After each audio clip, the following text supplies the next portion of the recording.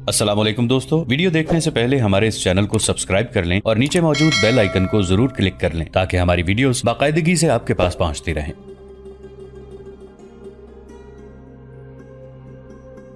मुसलमानों के लश्कर की हालत बेमहार ऊंट जैसी होगी। ये ऊंट तुम्हारा है। ये भी मालूम हुआ है कि लश्कर में बाज मुसलमान साद से नाराज हैं। रुस्तम को साद रजी अल्लाह अन्हु बिन अबी वकास की इस जिस्मानी हालत का इल्म नहीं था। अब उसे इल्म हुआ तो उसने अपने तमाम जर्नैलों को बताया कि मुसलमानों का सिपहसालार खैमे में माजूर पड़ा है। अगर तुमने मुसलमानों को एक बार बखेर दिया तो फतह हमारी होगी। रुस्तम ने जर्नैलों से कहा, उनकी तरतीब तबाह कर देना। इस सवाल का जवाब जरा तवील है कि वो कौन सा जासूस था जो साद रजी अल्लाह अन्हु बिन अबी वकास की ये हालत देख गया था। मुसलमानों के कैंप में दुश्मन के जासूसों का दाखिला मुमकिन न था। जासूस को यह भी पता चल गया कि बाज मुसलमान अपने सिपहसालार से नाराज हैं। यह खबर गलत नहीं थी। बाज कबीलों के सरदार वाकई साद रजी अल्लाह अन्हु बिन अबी वकास से खुश नहीं थे। इस नाराजगी की वजह यह थी कि साद रजी अल्लाह अन्हु की बीमारी को लश्कर से पोशीदा रखा गया था। लश्कर को पता चला कि उनका सिपहसालार माजूर है तो मुजाहिदीन का हौसला मजरूह होने का अंदेशा था। साद रजी अल्लाह अन्हु लश्कर की कमान से दस्तबरदार नहीं हुए थे, ना उनका ऐसा कोई इरादा था। उन्होंने मैदान जंग में लश्कर की तरतीब मुकर्रर कर दी थी और लड़ने के लिए मैदान का निजाम कर लिया था। इस मैदान के करीब एक महल के खंडरात थे। ये महल कुदीस के नाम से मशहूर था। मैदान जंग की तरफ इसका हिस्सा अभी खंडर नहीं बना था। यह हिस्सा 2 मंजिला था। इसके अलावा उसकी खिड़कियां खास तौर पर चौड़ी थीं। उनसे दूर दूर तक मैदान जंग नजर आता था। बाला खाना खासा बुलंद होने की वजह से लड़ाई का तमाम मंजर बड़ी अच्छी तरह देखा जा सकता था। साद रजी अल्लाह अन्हु बिन अबी वकास ने अपने आप को वहां मुंतकिल करा लिया। उन्हें रात के वक्त जब लश्कर सोया हुआ था उठाकर बाला खाने पर ले गए थे। वहां उनके लिए आम चारपाइयों से जरा ऊंची चारपाई रखी गई, बिस्तर बिछाया गया और साद रजी अल्लाह अन्हु उस पर लेट गए। मैदान जंग में एक सिपहसालार की जरूरत तो बहरहाल थी। साद रजी अल्लाह अन्हु ने खालिद बिन अरतफा को कायम मकाम सिपहसालार और अमीर लश्कर मुकर्रर कर दिया। लश्कर को बताना जरूरी था कि मैदान जंग में वो किससे अहकाम लें। लश्कर में खलबली सी देखने में आई। सालारी में साद रजी अल्लाह अन्हु का अपना एक मकाम था, इसलिए मुजाहिदीन उनके अकीदतमंद थे। वो ये पूछने में हक मजानिब थे कि साद रजी अल्लाह अन्हु कहाँ गए। मसलहत इसी में थी कि सारे लश्कर को बता दिया जाए। मुजाहिदीन इस्लाम सारे लश्कर में ऐलान किया गया। साद बिन वकास रजी अल्लाह अन्हु इस कदर बीमार हैं कि घोड़े की पीठ पर नहीं बैठ सकते, इसलिए खालिद बिन अरतफा को उनकी जगह सिपहसालार मुकर्रर किया गया है। ये सही है कि मुसलमानों में इत्तेहाद था, लेकिन कबीलों के सरदारों की फितरत में अभी ये वस्फ मौजूद था कि वो एक दूसरे से सबकत ले जाने की कोशिश करते थे। उनका ये वस्फ मैदान जंग में कोई नुकसान नहीं पहुंचाता था बल्कि सूदमंद साबित होता था। मगर साद रजी अल्लाह अन्हु बिन अबी वकास के मामले में मालूम नहीं उन्हें क्या गलत फहमी हो गई कि मोहम्मद हुसनैन हैकल के दिए हुए हवालों के मुताबिक लश्कर में चेमगोइयां शुरू हो गईं कि साद रजी अल्लाह अन्हु फारसियों का इतना बड़ा लश्कर देखकर मैदान जंग से जी चुरा रहे हैं और उसके लिए उन्होंने बीमारी का बहाना बना लिया है। इब्ने खलकान और यूरोपीय मौर्रिख स्कॉट ने लिखा है कि मुसलमानों के लश्कर में इराक के चंद अरबी बाशिंदे भी शामिल हो गए थे। अरब के ईसाई भी मुसलमानों के लश्कर में थे और उन्होंने शजाअत के जौहर दिखाए थे। गालिब ख्याल ये है कि इराकी अरबों और अरबी ईसाइयों के भेस में 2-4 यहूदी लश्कर में आ गए थे और उन्होंने तखरीबकारी के लिए लश्कर में ये अफवाह फैला दी थी कि साद रजी अल्लाह अन्हु बीमार नहीं बल्कि उन्होंने लड़ाई से बचने का बहाना बनाया है। तारीखों में लिखा है कि जिम्मेदार लोगों ने साद रजी अल्लाह अन्हु बिन अबी वकास पर बुज़दिली और कम हिम्मती के इल्जाम लगाए। जिम्मेदार लोगों से मुराद कबीलों के सरदार थे। लश्कर में साद रजी अल्लाह अन्हु के खिलाफ ऐसी रो चली कि एक शायर जो लश्कर के साथ था ने कुछ शेर कहे जो यूं थे, हम लड़ते रहे हत्ता कि अल्लाह ने हमारे लिए फतह अर्जा फरमा दी, लेकिन साद बिन अबी वकास कादसिया के दरवाजे के साथ चिपके रहे। हम जब मैदान जंग से वापस हुए तो हमारी बहुत सी औरतें बेवा हो चुकी थीं, लेकिन साद की बीवियां बेवा नहीं हुई। साद रजी अल्लाह अन्हु की तीमारदारी के लिए सलमा उनके साथ थी। बाकी सब औरतों को मैदान जंग से दूर पीछे भेज दिया गया था। एतराज करने वालों ने यह इल्जाम भी लगाया कि साद रजी अल्लाह अन्हु ने पुरसुकून वक्त गुजारने के लिए अपनी नई बीवी को साथ रख लिया है। सलमा जितनी अक्लमंद और जुर्रतमंद थी उतनी ही खूबसूरत भी थी। साद एक रोज कायम मकाम सिपहसालार खालिद बिन अरतफा ने सलमा की मौजूदगी में साद रजी अल्लाह अन्हु से कहा, क्या तू नहीं जानता लश्कर में तुझ पर क्या बहतान बांधे जा रहे हैं? खुदा की कसम इस जिल्लत से तो बेहतर है कि पसपाई की जिल्लत कबूल कर लें। क्या मनहूस अल्फाज तेरी जबान ने उगल दिए हैं इब्ने अरतफा? साद रजी अल्लाह अन्हु ने भड़क कर कहा, खुदा की कसम तू मुझसे कहलवाना चाहता है कि मैंने तुझे सिपहसालारी का रुतबा और जिम्मेदारियां देकर गलती की है? خالد بن ارطفہ نے سعد رضی اللہ عنہ بن ابی وقاص کو بتایا کہ لشکر میں ان کے خلاف کیا غلط فہمی پیدا ہو گئی ہے اور کیا الزام لگا رہے ہیں۔ خالد نے 2-3 قبیلوں کے سرداروں کے نام بھی بتائے جو بہتان تراشی کرتے پھر رہے تھے۔ مجھے اٹھاؤ اور لشکر کے سامنے کرو، سعد رضی اللہ عنہ نے کہا۔ میں کھڑکی میں بیٹھ جاؤں گا جہاں سارا لشکر مجھے دیکھ لے گا۔ نہیں، سلمہ نے کہا، انہیں اٹھاؤ اور نیچے لے کر جاؤ، انہیں لشکر کے سامنے کرو۔ 2 آدمیوں نے انہیں کندھوں پر اٹھایا۔ اٹھانے والوں میں خالد بن ارطفہ بھی تھے۔ انہیں نیچے لے جایا گیا۔ لشکر کو پہلے ہی اکٹھا کر لیا گیا تھا۔ سعد بن ابی وقاص رضی اللہ عنہ کو کندھوں پر اٹھائے ہوئے لشکر کے سامنے سے گزارا گیا۔ سب نے دیکھا کہ سعد رضی اللہ عنہ کے چہرے پر کرب کا تاثر نمایاں تھا۔ 2 آدمیوں کے کندھوں پر سوار ہو کے ان کے درد میں ناقابل برداشت اضافہ ہو گیا تھا۔ چہرے پر درد کے تاثر کے ساتھ غصے کا تاثر بھی تھا۔ تب کئی ایک مجاہدین بلند آواز سے بول پڑے، سپہ سالار بہت بیمار ہیں، انہیں واپس لے جاؤ۔ ابن ابی وقاص ہمارے کانوں میں جھوٹ ڈالا گیا تھا، انہیں مدینہ بھیج دو۔ مثنہ بن حارثہ بھی اسی طرح بیماری کو دباتے رہے اور شہید ہو گئے تھے۔ سعد جھوٹا نہیں ہو سکتا، خدا کی قسم ہم نے مان لیا ہے، سپہ سالار معذور ہے۔ شور بڑھتا گیا۔ لشکر نے مان لیا کہ سعد رضی اللہ عنہ بن ابی وقاص واقعی بیماری سے معذور ہو گئے ہیں۔ سعد رضی اللہ عنہ کوئی عام سی قسم کے سالار نہیں تھے، انہوں نے جو میدان مارے تھے وہ سب جانتے تھے۔ سعد رضی اللہ عنہ اپنے قبیلے کے سرکردہ افراد میں سے تھے۔ انہوں نے اپنے قبیلے کے 3000 رضاکار اس لشکر میں شامل کیے تھے اور اس کے بعد 1000 منتخب گھڑ سوار ماگ گھوڑے دیے تھے۔ سعد رضی اللہ عنہ کی عظمت تو یہ تھی کہ ممتاز صحابی تھے۔ کوئی سوچ بھی نہیں سکتا تھا کہ سعد رضی اللہ عنہ نے لڑائی سے بچنے کے لیے بیماری کا بہانہ بنا لیا ہے۔ سعد رضی اللہ عنہ بن ابی وقاص کا قبیلہ بنو وہیب تھا، جس کے 4000 مجاہدین اس لشکر میں تھے۔ وہ اپنے قبیلے کے سردار کے خلاف کوئی بات برداشت نہیں کر سکتے تھے، لیکن انہوں نے سعد رضی اللہ عنہ کو بیماری کی حالت میں نہیں دیکھا تھا، اس لیے خاموش تھے۔ اب سعد رضی اللہ عنہ کو تکلیف اور معذوری کی حالت میں دیکھا تو سارے کا سارا قبیلہ بھڑک اٹھا۔ ان مجاہدین کا احتجاجی شور سب سے زیادہ بلند تھا۔ سعد رضی اللہ عنہ کو حضرت عمر رضی اللہ عنہ نے مثنہ کی شہادت کے بعد اس لشکر کی کمان دیتے ہوئے انہیں کہا تھا، سعد تم بنو وہیب کی سعادت ہو۔ سعد رضی اللہ عنہ نے اپنے دونوں ہاتھ اوپر کیے، لشکر خاموش ہو گیا۔ کیا امت رسول صلی اللہ علیہ وآلہ وسلم حق اور صداقت سے دستبردار ہو گئی ہے؟ سعد رضی اللہ عنہ نے پوچھا۔ اگر نہیں تو کیا وہ لوگ خود ہی میرے سامنے آ جائیں گے جنہوں نے میرے خلاف الزام گھڑے ہیں؟ وہ حق و صداقت کا زمانہ تھا۔ 3-4 آدمی سامنے آ گئے۔ انہوں نے 1-2 آدمیوں کے نام لے کر کہا کہ انہوں نے انہیں یہ باتیں بتائی تھیں۔ سعد رضی اللہ عنہ کے اپنے قبیلے کے 2 آدمیوں نے نشاندہی کر دی۔ اس طرح وہ آدمی سامنے آ گئے جنہوں نے سعد رضی اللہ عنہ کے خلاف الزام سارے لشکر میں پھیلائے تھے۔ یہ سراغ بھی ملا کہ 2 آدمی عرب کے کسی گاؤں کا نام لے کر کچھ روز پہلے لشکر میں شامل ہوئے تھے۔ وہ سعد رضی اللہ عنہ بن ابی وقاص کے خلاف افواہیں پھیلانے میں بہت سرگرم تھے۔ انہیں ان ناموں سے کئی بار پکارا گیا لیکن دونوں وہاں نہیں تھے۔ پھر وہ کبھی لشکر میں نظر نہیں آئے۔ اس سے معلوم ہوتا ہے کہ وہ یہودی تھے جو مجاہدین کو سپہ سالار کے خلاف بھڑکانے اور لشکر میں پھوٹ ڈالنے کے لیے آئے تھے۔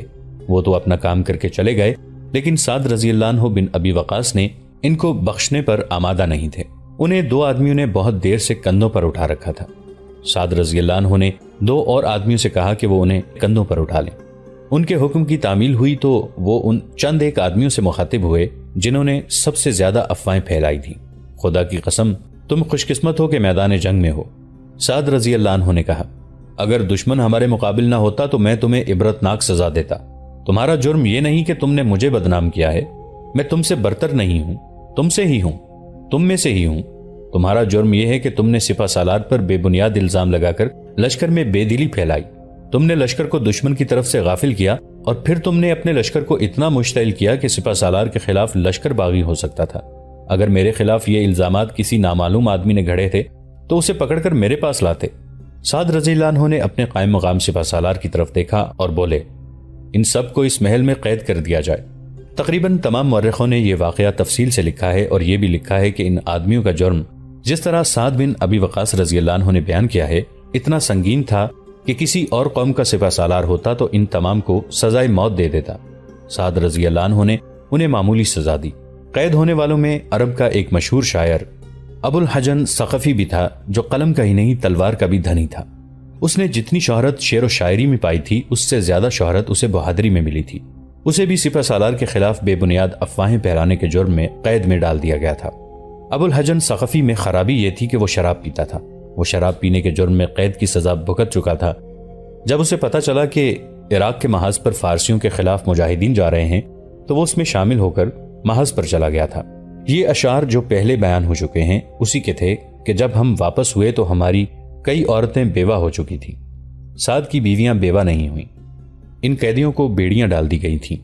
طبری نے 2 مورخوں کے حوالے سے لکھا ہے کہ مجاہدین کے لشکر نے جب یہ دیکھا کہ مجرموں کو جرم کے مقابلے میں بہت تھوڑی سزا دی گئی ہے تو لشکر سے آوازیں اٹھنے لگیں، سعد ہم تمہاری اطاعت قبول کرتے ہیں، ہمارے دل صاف ہو گئے ہیں سعد، آپ کو ہم امیر لشکر مانتے ہیں، لبیک سپہ سالار، لبیک امیر لشکر، لبیک سعد بن ابی وقاص۔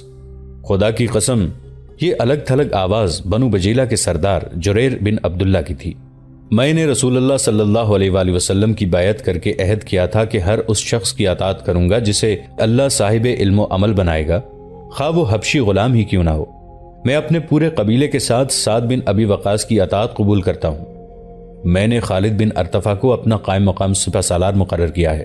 سعد رضی اللہ عنہ بن ابی وقاص نے کہا، میں محل کے بالا خانے سے حکم دوں گا اور تم تک میرا ہر حکم خالد بن ارطفہ پہنچائے گا۔ سعد رضی اللہ عنہ بہت زیادہ تکلیف محسوس کر رہے تھے۔ ان کے اشارے پر انہیں واپس لے گئے۔ ان کے پیچھے پیچھے قیدیوں کو محل کے ایک حصے میں لے جا کر بیڑیاں ڈالی جانے لگیں۔ سعد رضی اللہ عنہ بن ابی وقاص کو بستر پر ڈالا گیا تو وہ نڈال ہو گئے۔ درد کو وہ بڑی مشکل سے برداشت کر رہے تھے، یوں معلوم ہوتا تھا جیسے ان پر غشی طاری ہو گئی ہو۔ طبیب ان کے ساتھ رہتا تھا۔ یہ وہی طبیب تھا جو مثنہ بن حارثہ کو کہتے کہتے خاموش ہو گیا تھا کہ وہ آرام کریں ورنہ پسلیوں کا زخم مہلک ثابت ہو سکتا ہے، مگر مثنہ پر جہاد کا جو جنون طاری تھا وہ انہیں چین نہیں لینے دیتا تھا اور یہ زخم مہلک ثابت ہوتا رہا۔ مثنہ کی جگہ سعد رضی اللہ عنہ آئے۔ اب طبیب انہیں کہتا رہا کہ آرام کریں۔ سعد، اس معمر طبیب نے آہستہ سے سعد رضی اللہ عنہ کو آواز دی۔ اس نے سعد رضی اللہ عنہ کی نبض پکڑ رکھی تھی۔ سعد رضی اللہ عنہ بن ابی وقاص نے آنکھیں کھولی۔ آپ مدینہ چلے جائیں، طبیب نے کہا، محاذ پر آپ پریشان ہونے کے سوا کچھ نہیں کر سکیں گے۔ کیا مثنہ زخم کھا کر واپس چلا گیا تھا؟ سعد رضی اللہ عنہ نے پوچھا۔ بہت کہا تھا، طبیب نے جواب دیا، وہ نہیں مانتا تھا۔ پھر میں کیوں مانوں؟ سعد رضی اللہ عنہ نے کہا، کیا مدینہ میں آپ موت کو میرے قریب آنے سے روک لیں گے؟ موت و حیات تو اللہ کے اختیار میں ہے سعد، پھر بندے کے اختیار میں جو کچھ ہے وہ اسے کرنے دیں۔ سعد رضی اللہ عنہ نے کہا، کیا آپ آتش پرستوں کا وہ لشکر نہیں دیکھ رہے جو کالے پہاڑوں کی طرح عرب کی طرف بڑھا آ رہا ہے؟ مجھے پسپائی پر مجبور نہ کریں۔ انہوں نے سلمہ کی طرف دیکھا اور کہا، کاتب کو بلاؤ، میں اپنے امیر المؤمنین سے کچھ اور بھی کہنا چاہتا تھا۔ میں دوسروں کے کندھوں پر بیٹھ کر اتنی باتیں نہیں کرنا چاہتا تھا۔ میں یہ باتیں لکھوا دوں گا اور ابن ارطفہ لشکر کو پڑھ کر سنا دے گا۔ کاتب آ گیا۔ سعد رضی اللہ عنہ بن ابی وقاص نے مجاہدین کے نام جو پیغام لکھوایا وہ تاریخ کے دامن میں آج تک محفوظ ہے۔ حمد و ثنا اللہ کے لیے جو رحمان ہے، رحیم ہے۔ میں اپنی جگہ خالد بن ارطفہ کو تم پر امیر مقرر کرتا ہوں۔ بیماری مجھے اتنا معذور نہ کر دیتی تو یہ مقدس فرض میں خود ادا کرتا۔ تم سب نے مجھے دیکھ لیا ہے کہ درد کی شدت سے میرا سر سینے پر جھکا ہوا ہے۔ تمہارا پہلا فرض یہ ہے کہ خالد بن ارطفہ کی اطاعت کرو، اس کا ہر حکم میرا حکم ہے۔ پھر یہ دل میں رکھو کہ اللہ برحق ہے، وحدہ لا شریک ہے، حکومت اللہ کی ہے اور اس میں کوئی شریک نہیں۔ اللہ کا فرمان کبھی غلط نہیں ہو سکتا۔ قرآن میں اللہ کے اس فرمان پر غور کرو۔ ہم نے زبور میں کہا ہے کہ زمین کے وارث ہمارے نیک بندے ہوں گے۔ اگر تم نیک بندے ہو تو یہ زمین تمہاری میراث ہے اور یہ اللہ کا وعدہ ہے۔ اللہ نے 3 سال سے عراق کی زمین تم پر حلال کر رکھی ہے۔ تم اس زمین کی پیداوار کھا رہے ہو، اسی زمین سے پھوٹنے والے چشموں اور ندیوں کا تم پانی پی رہے ہو۔ یہاں کے لوگوں سے تم اپنی ضروریات پوری کرتے ہو۔ تمہاری کوئی حکم عدولی کرتا ہے تو اسے تم قتل کر دیتے ہو۔ تم عرب کے معزز لوگ ہو، تمہارے قبیلے تم پر فخر کرتے ہیں۔ اگر تم دنیا کی ہوس اور حرص کو ٹھکرا کر آخرت کو سامنے رکھو گے تو اللہ تمہیں دنیا کی نعمتوں سے بھی نوازے گا اور آخرت میں بھی انعامات سے نوازے گا۔ اور اگر تم نے بزدلی دکھائی اور ہمت ہار بیٹھے تو تمہارے قدم اکھڑ جائیں گے۔ پھر تم دنیا میں بھی ذلیل خوار ہوگے اور آخرت میں تمہارے حصے میں عذاب آئے گا۔ یہ تحریر لے جاؤ۔ سعد رضی اللہ عنہ بن ابی وقاص نے کہا، اور سارے لشکر کو سنا دو۔ خالد بن ارطفہ نے گھوڑے پر سوار ہو کر سعد رضی اللہ عنہ کا خطاب لشکر کو سنا دیا۔ بلازری نے لکھا ہے کہ لشکر سعد رضی اللہ عنہ کی معذوری اور شدید تکلیف کی حالت دیکھ چکا تھا، اس لیے ہر مجاہد ان کے لیے جذباتی تھا۔ سعد رضی اللہ عنہ کے اس خطاب نے مجاہدین پر ایسا اثر کیا جیسے ان میں نئی روح پھونک دی گئی ہو۔ عاصم بن عمرو نام کا ایک مجاہد جو غیر معمولی طور پر دلیر اور بہادر تھا، सफ से निकलकर लश्कर के सामने आ गया। इस दास्तान में पहले उसका जिक्र आ चुका है। वो घोड़े पर सवार था। मेरे रफीको, आसिम बिन उमरू ने बुलंद आवाज से कहा। साद बिन अबी वकास ने ठीक कहा है, अल्लाह ने इस मुल्क के लोगों को तुम पर हलाल कर दिया है। यहां तुम 3 सालों से आए हुए हो और यहां के लोगों पर तुम्हारा रोब और दबदबा बैठ गया है। तुम यहां बुलंद और बालातर हो और अल्लाह तुम्हारे साथ है। अगर तुमने आतिश परस्तों के मुकाबले में सब्र तहम्मुल और इस्तिक़लाल से काम लिया और साबित कदम रहे तो यहाँ की दौलत, यहाँ के लोग और ये सारा मुल्क सब कुछ तुम्हारा होगा। अल्लाह तुम्हें बुज़दिली और कम हिम्मती से बचाए। अगर तुमने तीर और तलवार का इस्तेमाल बुज़दिली और नालायकी से किया तो तुम्हें इस मुल्क में कुछ भी नहीं मिलेगा सिवाय जिल्लत आमेज शिकस्त के। वो दिन याद करो जब हमारे पास कुछ भी न था और आज की नेमतें देखो। अपने पीछे देखो, जहां रेगजार और रेत के टीले हैं वहां झाड़ियां भी नहीं और कोई पनाह भी नहीं। दिल में अल्लाह को रखो और आखिरत को। ये एक मुजाहिद का रद्द अमल था जो सारे लश्कर का रद्द अमल बन गया। उसका इजहार जोशीले नारों से हो रहा था। साद बिन अबी वकास बाला खाने से अपने लश्कर को देख रहे थे। अचानक लश्कर खामोश हो गया। सबकी नजरें उन 2 घुड़सवारों पर लग गईं जो दरिया पार करके इधर आ रहे थे। वो फारस के फौजी थे। लश्कर में खुसर पुसर होने लगी। सब एक दूसरे से पूछ रहे थे कि ये फारसी क्या लेने आए हैं। सिपा सालार खालिद बिन अरतफा ने घोड़ा उनकी तरफ मोड़ा, लेकिन घोड़े को वहीं रोके रखा। फारसी घुड़सवार जरा दूर ही रुक गए। हम दोस्तों की तरह आए हैं, एक घुड़सवार ने बुलंद आवाज से अरबी जबान में कहा। हम तुम्हारे सिपा सालार से मिलना चाहते हैं, आगे आ जाओ। खालिद बिन अरतफा ने कहा, दोस्तों की तरह आए हो तो दोस्तों जैसा सलूक पाओगे। दोनों फारसी आगे आए। इब्ने अरतफा बालाखाने से साद बिन अबी वकास रज़ी अल्लाह अन्हु ने पुकार कर कहा, इन्हें मेरे पास भेज दो। बालाखाने के नीचे साद रज़ी अल्लाह अन्हु ऊंचे पलंग पर पेट के बल लेटे हुए थे। उनके सीने के नीचे तकिया इतना ऊंचा था कि वो बाहर की हर चीज बखूबी देख सकते थे और बाहर से उनका चेहरा अच्छी तरह दिखाई देता था। खालिद बिन अरतफा दोनों फारसियों को बालाखाने की खिड़की के नीचे ले गया। 3-4 घुड़सवार मुहाफिज भी साथ हो गए। फारसी घुड़सवारों में एक रुस्तम का एलची था और दूसरा मुतरजिम जो अरबी जबान बोलता और समझता था। फारस के कमांदार आला रुस्तम की तरफ से अरबी सिपासालार को सलाम हो। एलची ने कहा, जिसका तर्जमा मुतरजिम ने किया। वालेकुमुस्सलाम। साद रज़ी अल्लाह अन्हु बिन अबी वकास ने कहा, क्या पैगाम लाए हो? रुस्तम, जिस पर सल्तनत फारस को नाज है, पूछता है कि आप दरिया उबूर करके हमारी तरफ आएंगे या हम दरिया उबूर करके आ जाएं। एलची ने कहा, रुस्तम आजम ने कहा है कि आपको मौका दिया जा रहा है कि आप अपनी पसंद का मैदान बता दें। आजम सिर्फ अल्लाह की जात है। साद रज़ी अल्लाह अन्हु ने कहा, रुस्तम तो वैसे भी आजम कहलाने के काबिल नहीं। हम तुम्हारे मुल्क में आए हैं, हम हमला आवर हैं। अगर रुस्तम में कुछ अजमत और कुछ गैरत होती तो वो अपने दुश्मन से यह ना पूछता कि तुम इधर आओगे या मैं उधर आऊं। वो तो हमारे मुकाबले में आने से हिचकिचा रहा है। उसे कहो कि अब बुज़दिली छोड़ दो और दरिया पार करके दुश्मन को अपने मुल्क से बाहर निकालो। ऐ एलची, हम तुम्हें इज्जत से रुखसत करते हैं। गैरत वाले लोग अपने दुश्मन से कुछ नहीं पूछा करते। एलची ने जाने के लिए घोड़ा मोड़ा। रुस्तम से एक बात और भी कहना, साद रज़ी अल्लाह अन्हु ने कहा। अगर वो अपने लश्कर को दरिया के इस तरफ लाना चाहे तो उसे कहना कि हम उसकी फौज को उस पुल से नहीं गुजरने देंगे। इस पुल पर हमारा कब्जा है। इस पुल पर आओगे तो तुम्हें तीरों की बौछारों का सामना करना पड़ेगा। एलची ने वापस जाकर रुस्तम को साद रज़ी अल्लाह अन्हु बिन अबी वकास का जवाब दिया। क्या उसने मुझे बुज़दिल कहा है? रुस्तम गुस्से की शिद्दत से उठ खड़ा हुआ, दांत पीस कर बोला, उसने मुझे बेगैरत कहा है। क्या वो नहीं जानता कि मैं पूरे अरब को पीस देने की ताकत रखता हूं? हम दरिया के पार जाएंगे और उन अरबों की लाशें दरिया में बहा देंगे। और अरबी सालार ने यह भी कहा है कि वो हमें पुल से नहीं गुजरने देंगे। एलची ने कहा, उनका कहना है कि उन्होंने पुल लड़कर लिया था। ये बदबख्त अरबी। रुस्तम ने कहा, ये सहराई कज़ाक देखकर हैरान रह जाएंगे कि मेरा लश्कर दरिया किस तरह पार करता है। रुस्तम ने उसी वक्त अपने जर्नैलों को हुक्म दिया कि दरिया पार करने की तैयारी फौरन की जाए। इस हुक्म के साथ ही फारस के 1,20,000 तादाद के लश्कर में हड़बोंग और खलबली मच गई। साद रज़ी अल्लाह अन्हु बिन अबी वकास का तीर खता न गया। वो रुस्तम को मुश्तइल करना चाहते थे कि वो मैदान में आ जाए और टाल मटोल न करे। इसीलिए उन्होंने रुस्तम के एलची से कहा था कि रुस्तम बुज़दिल और बेगैरत है और वो सामने आने से हिचकिचा रहा है। एलची ने उसे जाकर यही अल्फाज कहे और रुस्तम भड़क उठा। ये छोटा सा एक नदी नुमा दरिया था जिसका नाम अतीक था। इसे नदी भी कहा जाता है। दोस्तों, आज के लिए इतना ही। इसी कहानी की अगली किस्त के साथ बहुत जल्द हाजिर होंगे। नीचे कमेंट सेक्शन में अपनी राय का इजहार जरूर कीजिएगा। हमारे इस चैनल को सब्सक्राइब करके नीचे मौजूद बेल आइकन को भी जरूर क्लिक कीजिएगा। अगली मुलाकात तक के लिए हमारा और आपका अल्लाह निगहबान।